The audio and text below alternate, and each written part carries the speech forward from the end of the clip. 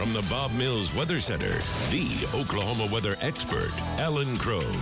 Okay, neighbors, right off the top, 46 after. My allergies are kicking me today, but we'll get through it. So hang in here with me. 90 today. We hit 91 briefly yesterday. Most of the day was upper 80s near 90. Sunshine early, a few clouds later. It'll be a sun-cloud mix, and we'll have a pop-up thunderstorm or two. We have an easterly component to the wind. At times, this morning, southeast, middle part of the day, east, this afternoon, east-northeast.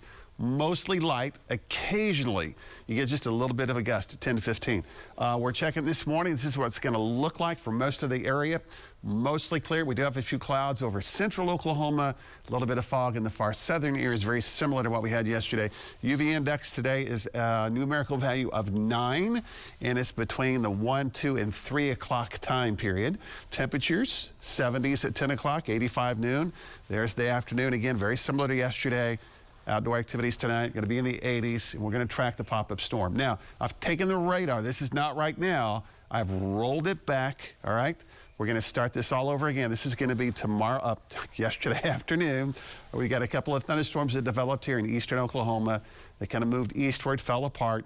And then we had a few near McAllister about 7 to 8 o'clock. And this little batch came out of Arkansas and stayed with us through 10 to 11. We even had a little flare up near Sapulpa about 1 o'clock this morning with a shower.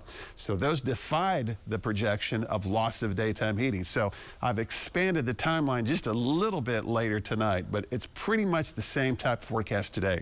It'll be an opportunity for some hit or miss showers and storms.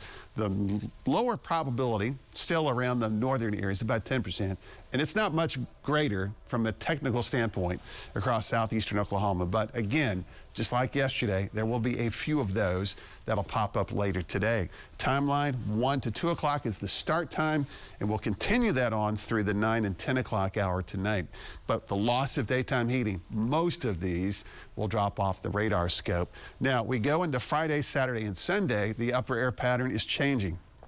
Don't have time to get into all of that, but here's what it means. We'll have a front nearing on Sunday.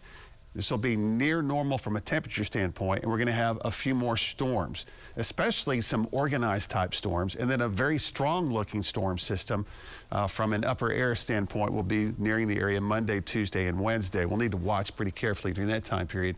Even though it seems like we're in the summer pattern, we may kind of go back to a little May-like weather for the early part of next week in terms of storm chances. We're in the 60s right now, a couple of spots in the 70-degree range, so it's not going to take much to kind of get that temperature, you know, into hyperdrive coming up today.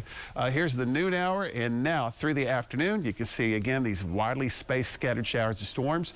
Highs near your hometown, similar to yesterday. Some spots upper 80s, a couple of spots near 90, and after the sun sets, most of these pop-up showers of storms will drop off the radar scope. So more of those above normal, slightly muggy the next day or two, and then higher chances for organized storms. Now, even though the probability is not exceptionally high, these would not be pop-up storms. It would be like a small complex of storms. So right now we keep those on the low probability for Friday, but Saturday and Sunday, you may have to dodge a couple of these with outdoor activities again.